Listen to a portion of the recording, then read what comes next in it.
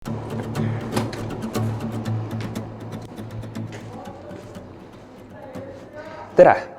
Mina olen üks harilik õpilane. Kui sina oled ka üks harilik õpilane, kes tahab gümnaasiumisse astuda, siis see video on just sulle. Teeme Rapla gümnaasiumis ühe avatud uste päeva. Tule kaasa!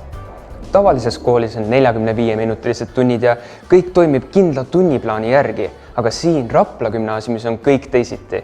See on rohkem nagu ülikool. Meil on siin kursused, valikaine nädalad, mentorid, 70-minutilised tunnid ja silmaringi loengud. See on üldse üks ennast juhtiva õppija kool. Ta ütles, et ta ei saa mitte midagi aru.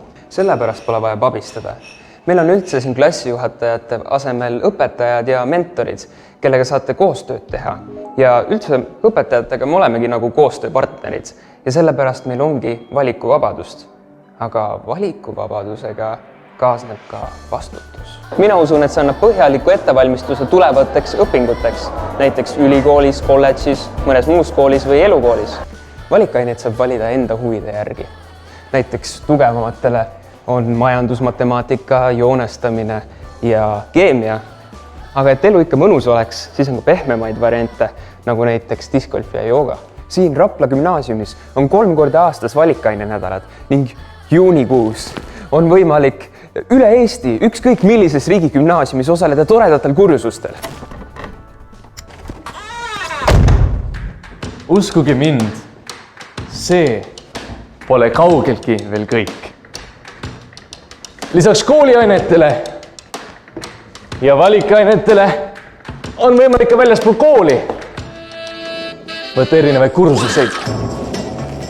Näiteks ülikoolidest, erinevatest huvikoolidest või erinevatest spordikoolidest.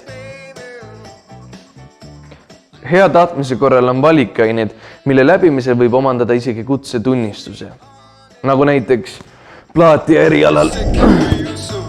Rapla gümnaasiumis saab iga õpilane valida endale sobiva õppekeskkonna ja õppetingimused.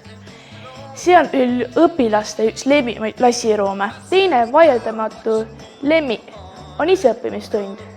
Seda võib viia läbi nii, nagu tahad ja kus sa tahad.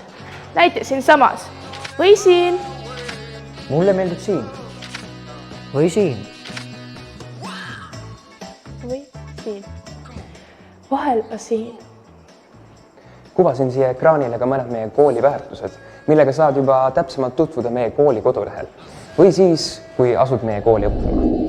Ja tänaseks hakkabki meie virtuaalne avatud ustepäev läbi saama.